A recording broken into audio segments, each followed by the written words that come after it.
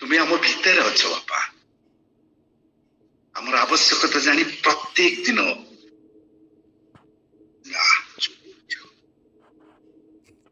ଆଜିର ଏଇ ସୁନ୍ଦର ପ୍ରଭାତରେ ଆଜି ସକାଶେ ଆଉ ଆମର ଆତ୍ମା ସକାଶେ ଯୋଉ ସୁନ୍ଦର ଖାଦ୍ୟ ତୁମେ ଦେବାକୁ ଯାଉଛ ସେଥିପାଇଁ ତୁମକୁ ଧନ୍ୟବାଦ ଦଉଛି।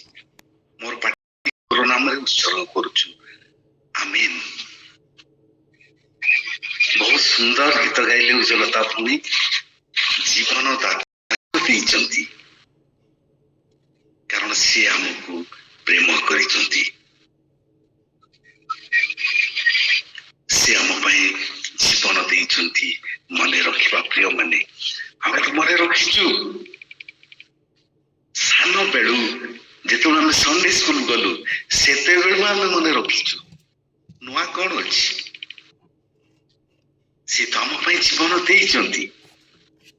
ଆଉ ବିଶେଷ କରି ଏଇ ଲେଟ୍ ସମୟରେ ଉତ୍ଥାନ ପର୍ବ ପର୍ଯ୍ୟନ୍ତ ଆମେ ସମସ୍ତେ ମନେ ପକାଉଛୁ ସେ ଆମ ପାଇଁ କେତେ ଯନ୍ତ୍ରଣା ସହ କରିଛନ୍ତି। ସେ ଆମ ପାଇଁ କେତେ ଅପମାନ ଭୋଗ କରିଛନ୍ତି, ତାଡ଼ନା ସହ କରିଛନ୍ତି। ଏଥିରେ ନୂଆ କଣ ଅଛି? ପ୍ରତ୍ୟେକ ବର୍ଷ ଆମେ ରିନ୍ୟୁ କରି ଚାଲିଛୁ। ବର୍ଷ ସାରା ଆମ ମନରେ ଦୁଃଖ ନାହିଁ। ପ୍ରଭୁ ଯୀଶୁ ଆମ ପାଇଁ ଦୁଃଖ ଭୋଗ କଲେ, ସେଥିପାଇଁ ଆମ ମନରେ ଦୁଃଖ ନାହିଁ, ଅନୁଶୋଚନା ନାହିଁ। ଯେତେବେଳେ ଦୁଃଖ ଭୋଗ ସମୟ ଆସେ ସେତେବେଳେ ସମସ୍ତଙ୍କ ଆଖିରୁ ଲୁହ ଝରେ। ଯେମିତି ଏଇ ଦୁଃଖ ଭୋଗ ସମୟରେ ହିଁ ଯୀଶୁ ଆପଣଙ୍କ ପାଇଁ ଆଉ ମୋ ପାଇଁ ଯନ୍ତ୍ରଣା ସହ କରିଛନ୍ତି। ଯେମିତି ଏଇ ସମୟରେ ହିଁ ସେ ତାଡ଼ନା ପାଇଲେ, କ୍ରୁଶରେ ନିଜର ଶରୀରକୁ ସମର୍ପଣ କରିଦେଲେ। ନିଜର ଶରୀରରୁ ସେଇ ପବିତ୍ର ରକ୍ତ ସବୁ ସେଇ ଅଜାଡ଼ି ଦେଲେ କେବଳ ଏଇ ସମୟରେ। ଯେମିତି ପ୍ରିୟ ମାନେ, এই সময় হচ্ছে অনুতাপ করিবার সময়, দুঃখ করিবার সময় নুহে। দুঃখ ভোগ প্রভু যীশু କରିଥିଲେ। ଆଉ ସେ ଯୋଉ ଦୁଃଖ ଭୋଗ କରିଥିଲେ ସେ ଦୁଃଖ ଭୋଗକୁ, ତାଙ୍କର ସେ କଷ୍ଟକୁ ମନେ ପକେଇବାର ସମୟ, ଦୁଃଖ କରିବାର ସମୟ ନୁହେଁ। ତାଙ୍କର ସେ ଦୁଃଖକୁ, ତାଙ୍କର ସେଇ ଯନ୍ତ୍ରଣାକୁ, ତାଙ୍କର ସେଇ ଅପମାନକୁ, ସେ ସହିଥିବା ତାଡ଼ନାକୁ ଆଜି ମନେ ପକେଇବାର ସମୟ। ଉତ୍ଥାନର ଆନନ୍ଦକୁ ପାଇବା ପାଇଁ ନିଜକୁ ପ୍ରସ୍ତୁତ କରିବାର ସମୟ, ପରିତ୍ରାଣକୁ ଗ୍ରହଣ କରିବା ପାଇଁ ନିଜକୁ ପ୍ରସ୍ତୁତ କରିବାର ସମୟ। ଆଜିକି ଆମେ ସେଇ ପରିତ୍ରାଣ ପାଇବା ପାଇଁ ନିଜକୁ ପ୍ରସ୍ତୁତ କରୁଛୁ ପ୍ରିୟ ମାନେ। ଯଦି କରୁଛୁ ବହୁତ ଭଲ। ୟେସ୍, ଆମ ପାଇଁ ସେ ସ୍ୱର୍ଗ ରାଜ୍ୟର କବାଟ ଖୋଲା ହେଇକି ରହିଛି। ଆମ ପାଇଁ ସେ ସୁନ୍ଦର ସ୍ୱର୍ଗରେ ପରମେଶ୍ୱର ଅପେକ୍ଷା କରିକି ରହିଛନ୍ତି। ପ୍ରଭୁ ଯୀଶୁ ଆମର ବାଟକୁ ଅନେଇ ରହିଛନ୍ତି। ଦୂତମାନେ ଆମକୁ ପାଛୋଟି ନେବାକୁ ପ୍ରସ୍ତୁତ ହେଇ ରହିଛନ୍ତି।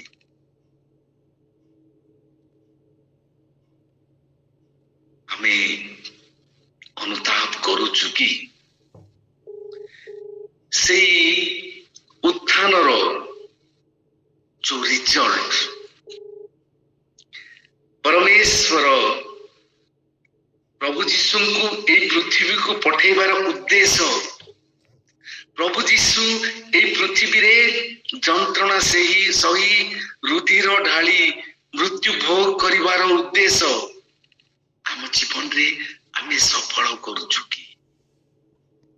ଯଦି ଆମେ ସଫଳ କରୁଛୁ, ଆମ ପାଇଁ ସ୍ୱର୍ଗ ପକ୍କା ଅଟେ। ହାଲେଲୁୟା। ଆଉ ଆମେ ସମସ୍ତେ ଯାଇ ସେଇ ସୁନ୍ଦର ସ୍ୱର୍ଗରେ ଗୋଟେ ଦିନ ମିଳିତ ହବା, ଯୋଉଠି ପିତାଙ୍କର ଦକ୍ଷିଣ ପାର୍ଶ୍ୱରେ ଆମର ତ୍ରାଣକର୍ତ୍ତା ପ୍ରଭୁ ଯୀଶୁ ଖ୍ରୀଷ୍ଟ, ଆମର ବଡ ଭାଇ ପ୍ରଭୁ ଯୀଶୁ ଖ୍ରୀଷ୍ଟ से उपवेशन करिथिबे से सुंदर स्वर्गरे आमे समस्ते मिलित हवा कि आनंदर विषय अनुताप करवा आसतु ध्यान पाई आमे अल्प समय पढ़िबा जोएल भविष्य वक्तांकर पुस्तक 2 पर्व 12 और 13 पद दयाकरी मो पाई के पढ़िबार साहाय्य कले भल होता।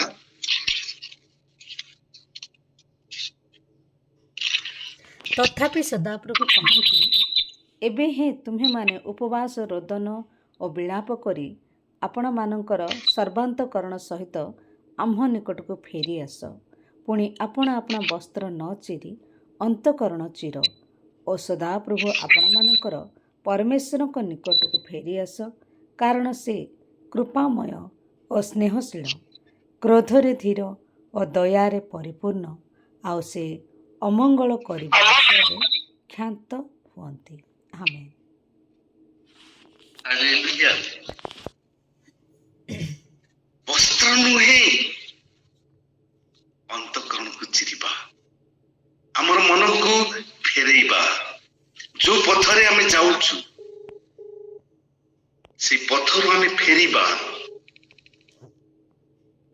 जीशुकर अनुगमन करबा को आरंभ करबा या तो से चाहती प्रिय माने आमे आम जीवन रे तांकर उद्देश्य पूर्ण करबा या ईश्वरकर आम जीवन रे उद्देश्य अटे हमको से निजर सादृश्य रे काकी गढ़ी केवल एथि पई जे आमे तांको परी ए पृथ्वी रे बंचिबा से जे परी पृथ्वी रे स्वर्ग रे आमे ए पृथ्वी रे ठीक से परी रहिबा से स्वर्ग रे कर्तृत्व करंती आ तांकर पुत्र और कन्या जे आमे माने ए पृथ्वी रे आमे कर्तृत्व करबा आदि पुस्तक रे ए विषय लिखा जाए प्रत्येक सृष्ट वस्तु पर कर्तृत्व करिवार अधिकार से आपन को देइछंती प्रिय माने मते देइछंती। हालेलुया। हमर निज क्रिया रे जो कार्य हम करूछु हमर निजर चिंता रे निजर आचरण रे हम प्रभु जीशु को देइछु जो दुख हमें परमेश्वर को देइछु से सकाते अनुताप करिवार समय होइटा दुख करिवार समय नुहे प्रिय माने प्रभु जीशु ख्रीष्ट तो गोटे शरीर पाइथिले ए पृथ्वी रे आसी रहिबा पई आपण भी गोटे शरीर पाइचंती ए पृथ्वी रे आसी वास करिबा पई ए पृथ्वी रे जो जंत्रणा में पाउछु शरीर रे यस प्रिय माने पृथ्वी रे रहणी समय प्रभु जो जंत्रणा पाइथिले सेटा सेते मुख्य विषय नुहे मुख्य विषय होची तांकर जंत्रणा भोग करिबा द्वारा आपण उद्धार पाइचंती मु उद्धार पाइची ए विषय मने रखिबा दुख करिबा नै लुक 23 पर्व 28 पद रे कोन लिखा जाय लुक 23 पर्व 28 पद रे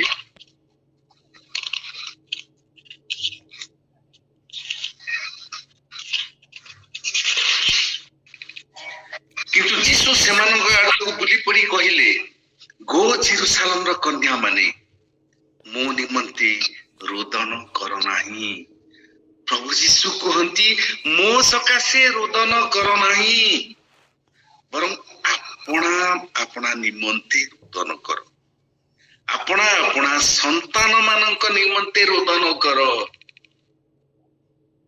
यस प्रिय माने आज आमे कांदुचु जेतेबेले सर्वन होची प्रभु जीशुंकर दुख भोग करिवार सेते बेले आम आखिरे लुह आसु जाउची हमर हृदय विदीर्ण हो जाउची अल्प समय पाई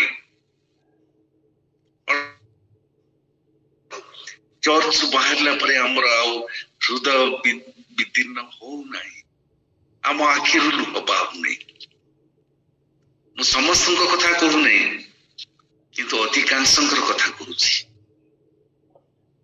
ଯେତେବେଳେ ଯୀଶୁଙ୍କର ଦୁଃଖ ଭୋଗ ଶୁଣୁଛୁ ସେତେବେଳେ ବି ଆମକୁ ଦୁଃଖ ଲାଗୁଛି। ସେମାନେ ଯୀଶୁଙ୍କୁ କ୍ରୁଶରେ କେତେ ଯନ୍ତ୍ରଣା ଦେଲେ, ସେଇଥିପାଇଁ ମତେ ଦୁଃଖ ଲାଗୁଛି।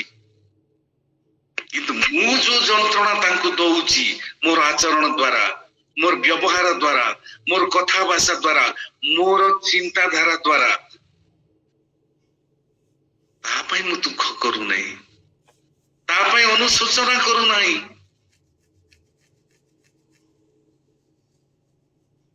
ଚିନ୍ତା କରିବା ସମୟ ଆସିଛି ପ୍ରିୟମାନେ। ତାଙ୍କୁ ସେଇ ଯନ୍ତ୍ରଣା ଆମେ ଦେଇଛୁ, କାରଣ ଆମର ପାପ ପାଇଁ ତାଙ୍କୁ এই ମୃତ୍ୟୁ ଯନ୍ତ୍ରଣା ଭୋଗ କରିବାକୁ ପଡିଲା। ଆମର ପାପ ସକାଶେ, ଆମର ଅଧର୍ମ ସକାଶେ ତାଙ୍କୁ କ୍ଷତ ବିକ୍ଷତ ହେବାକୁ ପଡିଲା, ନିଜର ଜୀବନ ଦେବାକୁ ପଡିଲା। এই କଥା ଆମେ ଭୁଲି ଯାଉଛୁ। ଶିଫ୍ଟିଂ ଅଫ୍ ରେସ୍ପନ୍ସିବିଲିଟି, ତା ପାଇଁ ଆମେ ଯେମିତିକି ରେସ୍ପନ୍ସିବଲ ନୁହେଁ ପ୍ରଭୁ ଯୀଶୁଙ୍କର ମୃତ୍ୟୁ ପାଇଁ, କିନ୍ତୁ ପ୍ରକୃତରେ ଦେଖିବାକୁ ଗଲେ ପ୍ରଭୁ ଯୀଶୁଙ୍କର ମୃତ୍ୟୁ ପାଇଁ ଆପଣ ଆଉ ମୁଁ ହିଁ ଦାୟୀ ଅଟୁ। ଆମେ ଯୋଉ କାର୍ଯ୍ୟ କରିଛୁ, ଆମେ ଯୋଉ ପାପରେ ବୁଡି ରହିଥିଲୁ, ସେଇଥିପାଇଁ ତାଙ୍କୁ ମରିବାକୁ ପଡିଲା। ଏଇଟା ଆମେ ଭୁଲି ଯାଉଛୁ, ନିନ୍ଦା ଅନ୍ୟକୁ କରୁଛୁ। ପ୍ରିୟମାନେ, ଚିନ୍ତା କରିବା, ଦୁଃଖ କାହିଁକି କରିବା? ଗୋଟେ କଥା ମନେ ପକାନ୍ତୁ, ଯୋଉଦିନ ଆପଣ ଏଇ ପୃଥିବୀକୁ ଆସିଲେ, ଯୋଉଦିନ ଆପଣ ଜନ୍ମ ନେଲେ, ସେଦିନ ଆପଣଙ୍କର ମାଙ୍କର ଅବସ୍ଥା କଥା ଟିକେ ଚିନ୍ତା କରନ୍ତୁ। ସେ କେତେ କଷ୍ଟ ପାଇଥିବେ, କେତେ ଯନ୍ତ୍ରଣା ସହ୍ୟ କରିଥିବେ। ତାଙ୍କ ସହିତ ପରିବାରର ସମସ୍ତେ କଣ ହବ? ସେ ଡେଲିଭରି ହବ ତ ବହୁତ କଷ୍ଟରେ ଥିବେ, ଚିନ୍ତାରେ ଥିବେ। କିନ୍ତୁ ଯେତେବେଳେ ଖବର ଆସିଲା ଯେ ଆପଣ ଜନ୍ମ ନେଇଛନ୍ତି ଏ ପୃଥିବୀରେ, ସେତେବେଳକୁ ଆପଣଙ୍କର ବାପାଙ୍କ ମନରେ, ଆପଣଙ୍କ ପରିବାରର ସମସ୍ତଙ୍କ ମନରେ ସେଇ ଦୁଃଖ ଥିଲା କି ଯୋଉ ଦୁଃଖ ଆପଣଙ୍କର ମା ଅନୁଭବ କରିଥିଲେ? ଛୁଆ ଜନ୍ମ ହେଲା ପରେ ଯୋଉ ମା ମାନେ ଏଇ ସ୍ଥାନରେ ଅଛନ୍ତି, ଟିକେ ଚିନ୍ତା କରନ୍ତୁ, ଡେଲିଭରି ସମୟର ସେଇ ଯନ୍ତ୍ରଣାକୁ ମନେ ପକାନ୍ତୁ। କେତେ ଯେ କଷ୍ଟ ପାଇଛନ୍ତି ଆପଣ ମାନେ। କିନ୍ତୁ ଛୁଆ ଜନ୍ମ ହେଲା ପରେ ଆଜି ପର୍ଯ୍ୟନ୍ତ ସେଇ ଯନ୍ତ୍ରଣାକୁ ଆପଣ ମନେ ପକାଉଛନ୍ତି କି? ନାଇଁ ପ୍ରିୟମାନେ, ସେଇ ଦିନକୁ ବରଂ ଗୋଟେ ଖୁସିର ଦିନ ବୋଲି ପାଳନ କରୁଛୁ ଆମେ। ଜନ୍ମଦିନ, ଆମ ପୁଅର ଜନ୍ମଦିନ, ଆମ ଝିଅର ଜନ୍ମଦିନ। ମା ଭୁଲିଯାଏ ସେ ଦୁଃଖକୁ, ବାପା ଭୁଲିଯାଏ ସେଇ କଷ୍ଟକୁ, ଭାଇ ଭଉଣୀ ଭୁଲି ଯାଆନ୍ତି, ପରିବାରର ସମସ୍ତେ ସେଇ ଯନ୍ତ୍ରଣାକୁ ଭୁଲି ଯାଆନ୍ତି। ଆଉ ସେଇ ଦିନକୁ ଆନନ୍ଦର ସହିତ ପ୍ରତ୍ୟେକ ବର୍ଷ ପାଳନ କରନ୍ତି। କାରଣ ଆମେ ଭାବୁଛୁ ଯେ ଏଇ ଛୁଆ ଆମର, ଏଇ ପୁଅ ଆମର ନିଜର, ଏଇ ଝିଅ ଆମ ନିଜର। ଆଉ ପ୍ରଭୁ ଯୀଶୁ, ଟିକେ ଚିନ୍ତା କରିବା, ପ୍ରଭୁ ଯୀଶୁ କଷ୍ଟ ପାଇଲେ, କିନ୍ତୁ ସେ କଷ୍ଟ ପାଇଥିବା ଯୋଗୁ, ସେ ନିଜର ପବିତ୍ର ରକ୍ତ ଢାଳିଥିବା ଯୋଗୁ ଆପଣ ଉଦ୍ଧାର ପାଇଲେ, ମୁଁ ପରିତ୍ରାଣ ପାଇଲି। ସେଇଥିପାଇଁ ଆମେ ଦୁଃଖ କରିବା କି? ସେଇ ଯନ୍ତ୍ରଣାକୁ ଆମେ ମନେ ପକେଇବା କି?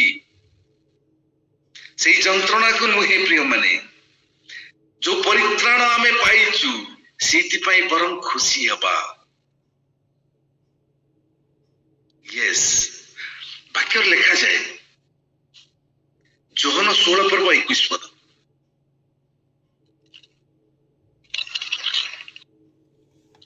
ଯୋହନ 16 ପର୍ବ ତାର 21। ପ୍ରସବ ସମୟ ଉପସ୍ଥିତ ହେଲେ ସ୍ତ୍ରୀ ଲୋକ ଦୁଃଖ ପାଏ। ପ୍ରସବ ସମୟ ଉପସ୍ଥିତ ହେଲେ ସ୍ତ୍ରୀ ଲୋକ ଦୁଃଖ ପାଏ, କିନ୍ତୁ ସେ ସନ୍ତାନ ପ୍ରସବ କଲା ଉତ୍ତାରେ ଜଗତରେ ଜଣେ ମାନବ ଜନ୍ମ ଗ୍ରହଣ କଲା। এই ଆନନ୍ଦ ଯୋଗୁ ଆଉ କଷ୍ଟ ସ୍ମରଣ ହିଁ କରେ ନାହିଁ। ମାନେ ସେ କଷ୍ଟକୁ ଆମକୁ ଭୁଲିବାକୁ ପଡିବ। ପ୍ରଭୁ ଯୀଶୁ ଯୋଉ କଷ୍ଟ ପାଇଥିଲେ ତାଙ୍କର ପ୍ରେମକୁ ମନେ ପକେଇବା। ସେ ଆମକୁ ପ୍ରେମ କରିଥିବାରୁ ଆମେ ଆଜି ଅନନ୍ତ ଜୀବନର ଅଧିକାରୀ ହେଇପାରିଛୁ। ଆମେ ପରିତ୍ରାଣ ପାଇବାକୁ ଯୋଗ୍ୟ ହେଇସାରିଛୁ। ମନେ ପକେଇବା। ଦୁଃଖ ନାହିଁ ପ୍ରିୟ ମାନେ, ଆନନ୍ଦ କରିବା। ଯଦି ଦୁଃଖର ଦିନ ହେଇଥାନ୍ତା ତାହେଲେ ଯୋଉ ଦିନ ପ୍ରଭୁ ଯୀଶୁ ମୃତ୍ୟୁବରଣ କଲେ ସେଇ ଦିନକୁ ଗୁଡ ଫ୍ରାଇଡେ ନାହିଁ, bed Friday or black Friday ବୋଲି କୁହାଯାଇଥାନ୍ତା। ଆମେ କହୁଛୁ ଶୁଭ ଶୁକ୍ରବାର, କାରଣ ସେଇଦିନ ଆମର ଶୁଭ ଉପସ୍ଥିତ ହେଲା, ସେଇଦିନ ଆମର ପରିତ୍ରାଣ ଉପସ୍ଥିତ ହେଲା, ସେଇଦିନ ଅନନ୍ତ ଜୀବନ ପାଇବାକୁ ଆମେ ଯୋଗ୍ୟ ହେଲୁ। ଖ୍ରୀଷ୍ଟଙ୍କ ମୃତ୍ୟୁ ଆମ ସକାଶେ ମଙ୍ଗଳର ଅଟେ। ରୋମିଓ 5 ପର୍ବ 8 ପଦରେ କଣ ଲେଖାଯାଏ? ରୋମିଓ 5 ପର୍ବ 8। କିନ୍ତୁ ଆମେମାନେ ପାପୀ ଥିବା ସମୟରେ ସୁଦ୍ଧା ଖ୍ରୀଷ୍ଟ ଯେ ଆମମାନଙ୍କ ନିମନ୍ତେ ମୃତ୍ୟୁ ଭୋଗ କଲେ, ସେଥିରେ ଈଶ୍ୱର ଆମମାନଙ୍କ ପ୍ରତି ଆପଣା ପ୍ରେମ ସପ୍ରମାଣ କରୁଅଛନ୍ତି। ପରମେଶ୍ୱର ଆମ ପ୍ରତି ପ୍ରେମ ପ୍ରକାଶ କରୁଛନ୍ତି, ଆଉ ତାଙ୍କର ପ୍ରେମକୁ ସେ ପ୍ରମାଣ କରୁଛନ୍ତି ଯୀଶୁ ଖ୍ରୀଷ୍ଟଙ୍କର ମୃତ୍ୟୁ ଦ୍ୱାରା। ଯୀଶୁ ଖ୍ରୀଷ୍ଟଙ୍କୁ ଏଇ ପୃଥିବୀକୁ ପଠେଇବା ଦ୍ୱାରା। ଆମେ ଏଇଥିପାଇଁ କାନ୍ଦିବା କି ଯେ ଆମେ ପରିତ୍ରାଣ ପାଇଛୁ? ଆମେ ଏଇଥିପାଇଁ କାନ୍ଦିବା କି ଯେ ଆମେ ପରମେଶ୍ୱରଙ୍କ ପ୍ରେମକୁ ପୁଣି ଥରେ ଲାଭ କରିଛୁ? ପ୍ରିୟ ମାନେ, ଭଲକି ଚିନ୍ତା କରିବା, କାନ୍ଦିବା, କିନ୍ତୁ ଯୀଶୁଙ୍କର ଦୁଃଖ ଭୋଗ ପାଇଁ ନାହିଁ। କାନ୍ଦିବା ଏଇଥିପାଇଁ ଯେ ତାଙ୍କର ସେଇ ଅନନ୍ତ ପ୍ରେମର ପ୍ରତିଦାନ ଆମେ ଦେଉନାହୁଁ। ତାଙ୍କୁ ଆମେ ଆଜି ପର୍ଯ୍ୟନ୍ତ ପ୍ରତାରଣା କରି ଆସିଛୁ, ସେଇଥିପାଇଁ କାନ୍ଦିବା। ଆଜି ବି ଆମେ ତାଙ୍କ ମନରେ ଦୁଃଖ ଦେଇ ଚାଲିଛୁ, ଆଜି ବି ଆମେ ତାଙ୍କୁ କ୍ରୁଶରେ ଚଢେଇ ଚାଲିଛୁ। ଏଇଥିପାଇଁ କାନ୍ଦିବା, ଆମର ଆଚରଣ ପାଇଁ, ଆମର ବ୍ୟବହାର ପାଇଁ, ଆଉ ସେଇଥିପାଇଁ ଅନୁତାପ କରିବା। ପ୍ରଥମ ଯୋହନ 4 ତାର 11-13 ପଦ କଣ ଲେଖାଯାଏ? ପ୍ରଥମ ଯୋହନ 4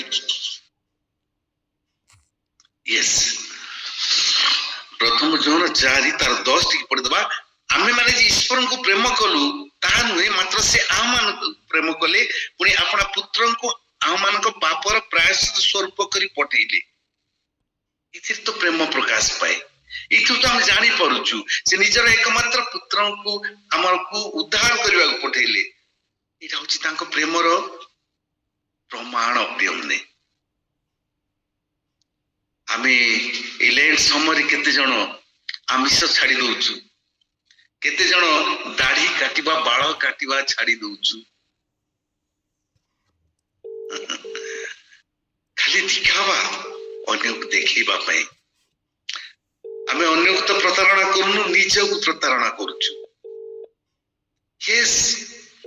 ଏଇଟା ଦୁଃଖ କରିବାର ସମୟ, ଆନନ୍ଦକୁ ଉପଭୋଗ କରିବାର ସମୟ। ଦୁଃଖ କରିବାର ସମୟ ଏଥିପାଇଁ ଯେ ଆମର ଆଚରଣ ପାଇଁ ଅନୁତାପ କରି ଆମେ ଦୁଃଖ କରିବା। ଖୁସି ଏଇଥିପାଇଁ ଆମେ ଅନନ୍ତ ଜୀବନର ଅଧିକାରୀ ହେଇଛୁ, ସେଥିପାଇଁ ଆମେ ଆନନ୍ଦ କରିବା। ଆମେ ତାଙ୍କର ସେ ଅନନ୍ତ ପ୍ରେମର ଏ ଯାଏ କିଛି ପ୍ରତିଦାନ ଦେଇନାଉ ପ୍ରିୟମାନେ। ଏଥିପାଇଁ ଆମେ ତାଙ୍କ ମନରେ ଦୁଃଖ ଦେଇଛୁ, ତାଙ୍କର ଅବଜ୍ଞା କରିଛୁ ଆଜି ପର୍ଯ୍ୟନ୍ତ। କାନ୍ଦିବା ଏଇଥିପାଇଁ ଆମ ଜୀବନରେ ଏ ପର୍ଯ୍ୟନ୍ତ ତାଙ୍କର ଉଦ୍ଦେଶ୍ୟକୁ ପୂରଣ କରିନୁ। ଯୋଉ ଉଦ୍ଦେଶ୍ୟ ନେଇ ସେ ଆମକୁ ଏଇ ପୃଥିବୀକୁ ପଠେଇଛନ୍ତି, ତାଙ୍କର ସେଇ ଉଦ୍ଦେଶ୍ୟକୁ ଏଇ ପର୍ଯ୍ୟନ୍ତ ଆମେ ପୂରଣ କରିପାରିନୁ। ସେଇଥିପାଇଁ କାନ୍ଦିବା ଏଇଥିପାଇଁ ଯେ ମୁଁ ପାପ କରିଥିବାରୁ ସେ ଶାସ୍ତି ପାଇଲେ। ଏହା ଜାଣି ସୁଦ୍ଧା ଆଜି ପର୍ଯ୍ୟନ୍ତ ମୁଁ ପାପ ଛାଡି ନାହିଁ।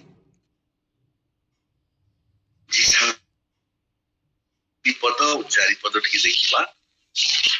ଜିସାୟ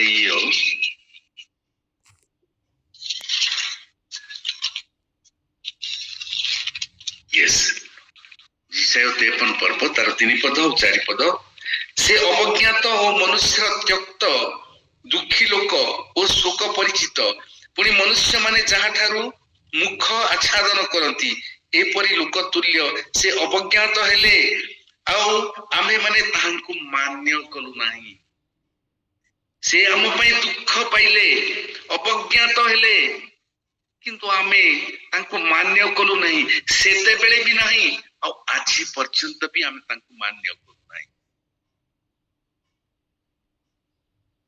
ପ୍ରିୟମାନେ, ନିଶ୍ଚୟ ସେ ଆମମାନଙ୍କର ଯାତନା ସବୁ ଧାରଣ କରିଛନ୍ତି ଓ ଆମମାନଙ୍କର ବ୍ୟଥା ସବୁ ବହି ଅଛନ୍ତି। ତଥାପି ଆମେମାନେ ତାହାଙ୍କୁ ଆହତ ଓ ପରମେଶ୍ୱରଙ୍କ ଦ୍ୱାରା ପ୍ରହାରିତ ଓ ଦୁଃଖଗ୍ରସ୍ତ ବୋଲି ମଣିଲୁ। ପରମେଶ୍ୱର ତାଙ୍କ ଜୀବନରେ ଦୁଃଖ ଦେଲେ, ପରମେଶ୍ୱର ତାଙ୍କୁ ଆହତ କଲେ, ପରମେଶ୍ୱର ତାଙ୍କୁ ପ୍ରହାର କଲେ ବୋଲି ଆଜି ପର୍ଯ୍ୟନ୍ତ ଆମେ ଭାବିଲୁ ଆମ ପାଇଁ ସେ ଯାତନା ସହ୍ୟ କଲେ। ଆଜି ବି ଯେତେବେଳେ ମୁଁ ଆଉ ଆପଣ ମାନେ ସେହି କାର୍ଯ୍ୟ କରୁଛୁ, ଯୋଉ କାର୍ଯ୍ୟ ଦ୍ୱାରା ତାଙ୍କ ମନରେ ଦୁଃଖ ହଉଛି, ଆଜି ବି ଆମେ ତାଙ୍କ ମନରେ କଷ୍ଟ ଦଉଛୁ। ଆଜି ବି ତାଙ୍କ ମନରେ ଆମେ ଯନ୍ତ୍ରଣା ଦଉଛୁ। ଆଜି ବି ଆମେ ତାଙ୍କୁ ଅପମାନିତ କରୁଛୁ। ଏଇ କଥା ଭୁଲି ଯିବା ନାହିଁ। ଶୈତାନ ପରମେଶ୍ୱରଙ୍କୁ ଆମର କାର୍ଯ୍ୟ ଯୋଗୁ ଅପମାନିତ କରୁଛି। ସେ କହୁଛି, ତମେ କହୁଥିଲ ବୀରେନ୍ଦ୍ର ତୁମର ପୁତ୍ର ଅଟେ, କିନ୍ତୁ ଦେଖ ସେ କଣ କରୁଛି। ଯେତେବେଳେ ସେ ଆମର କାର୍ଯ୍ୟକୁ ପରମେଶ୍ୱରଙ୍କ ଆଗରେ ଉପସ୍ଥାପନା କରୁଛି, ଯୋଉ କାର୍ଯ୍ୟ ଦ୍ୱାରା ପ୍ରଭୁ ଅପମାନିତ ହଉଛନ୍ତି, ଚିନ୍ତା କରନ୍ତୁ ଥରେ ପ୍ରିୟମାନେ,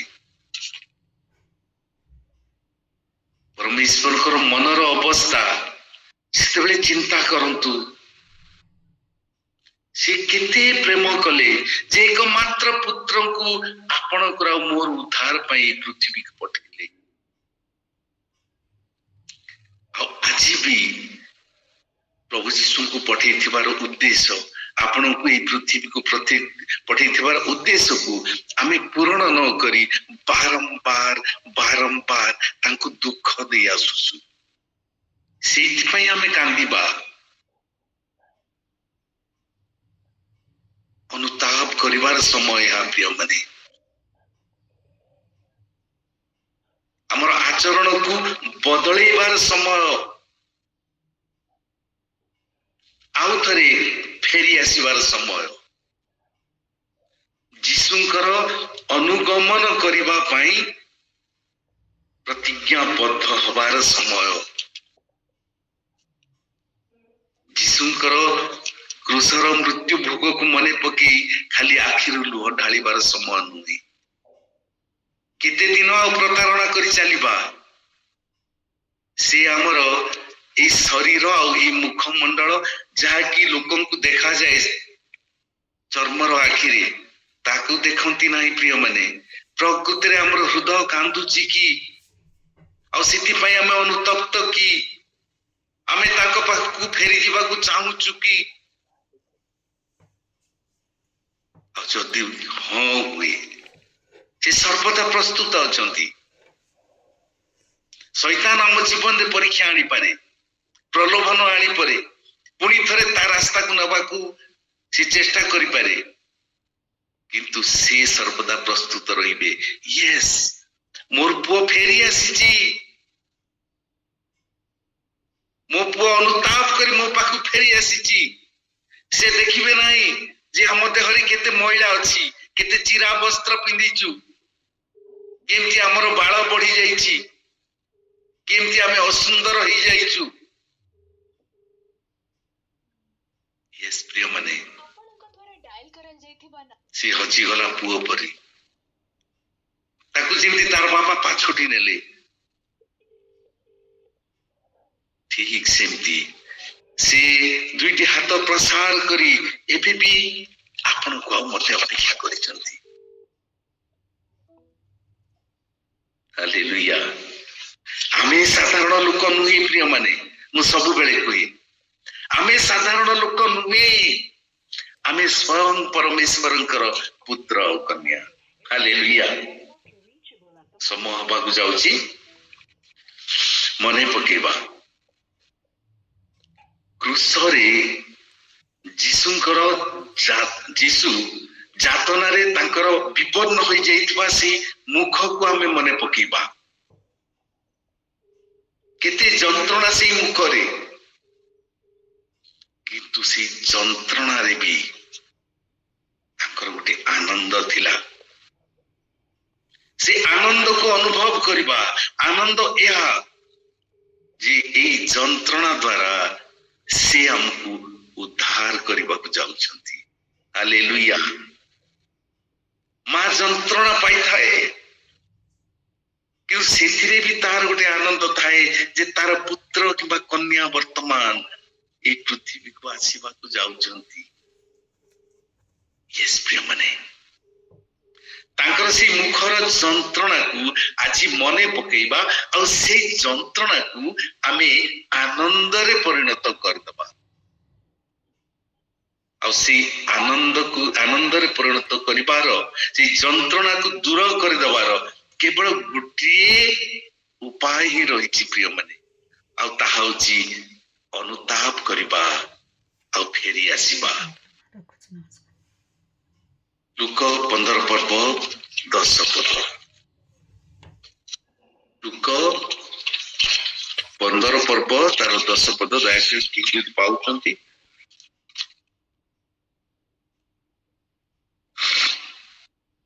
ମୁଁ ତୁମମାନଙ୍କୁ କହୁଅଛି, ସେହି ପ୍ରକାରେ ଯେ ମନ ପରିବର୍ତ୍ତନ କରେ, ଏପରି ଜଣେ ପାପୀ ନିମନ୍ତେ ଈଶ୍ୱରଙ୍କ ଦୂତମାନଙ୍କ ସମ୍ମୁଖରେ ଆନନ୍ଦ ହୁଏ। ହାଲେଲୁୟା। ଈଶ୍ୱରଙ୍କ ଦୂତମାନଙ୍କ ସମ୍ମୁଖରେ କିଏ ଅଛନ୍ତି ପ୍ରିୟମାନେ? ପ୍ରଭୁ ଯୀଶୁ ଖ୍ରୀଷ୍ଟ ଆଉ ପରମେଶ୍ୱର ନିଜେ। ୟେସ୍, ପରମେଶ୍ୱରଙ୍କ ଦୂତମାନଙ୍କ ସମ୍ମୁଖରେ ଥିବା ପରମେଶ୍ୱର ଆଉ ପ୍ରଭୁ ଯୀଶୁ ଖ୍ରୀଷ୍ଟ ଯେତେବେଳେ ଆମେ ମନ ପରିବର୍ତ୍ତନ କରୁ, ସେତେବେଳେ ସେ ଆନନ୍ଦରେ ବିହଳିତ ହେଇଯାଆନ୍ତି। ତାଙ୍କ ମନରେ ଆନନ୍ଦ ଭରିଦେବାକୁ, ସେଇ ଯନ୍ତ୍ରଣା କ୍ଲିଷ୍ଟ ପ୍ରଭୁ ଯୀଶୁଙ୍କର ମୁଖରେ ଆନନ୍ଦ ଦେବା ପାଇଁ ଆମକୁ ଅନୁତାପ କରିବାକୁ ପଡିବ ପ୍ରିୟମାନେ। ଆଜି ପ୍ରତିଜ୍ଞା କରିବା, ଆଜି ସ୍ଥିର ନିଶ୍ଚିତ କରିବା, ଆମେ ଫେରିଯିବା ଆମ ବାପାଙ୍କ ପାଖକୁ, ଯାହାଙ୍କ ପାଖରେ ଅଭାବ ନାହିଁ, ଯାହାଙ୍କ ପାଖରେ ଚିନ୍ତା କରିବାର କୌଣସି କାରଣ ନାହିଁ, କାରଣ ସେ ଆମ ପାଇଁ ଚିନ୍ତା କରନ୍ତି। ଖାଦ୍ୟ ସକାଶେ, ବସ୍ତ୍ର ସକାଶେ, ଆମେ ଏଇ ପୃଥିବୀରେ ଯାହା ବି ପାଇବାକୁ ଚାହୁଁଛୁ, ସେଥିପାଇଁ ଆମେ ଚିନ୍ତା କରିବାର ଆବଶ୍ୟକ ନାହିଁ। ତାଙ୍କର ସେଇ ଉଦ୍ଦେଶ୍ୟ ଯେ ମୋର ପୁଅ, ମୋର ଝିଅ ମୋ ପାଖକୁ ଫେରି ଆସୁ, ଆମେ ଫେରିଯିବା।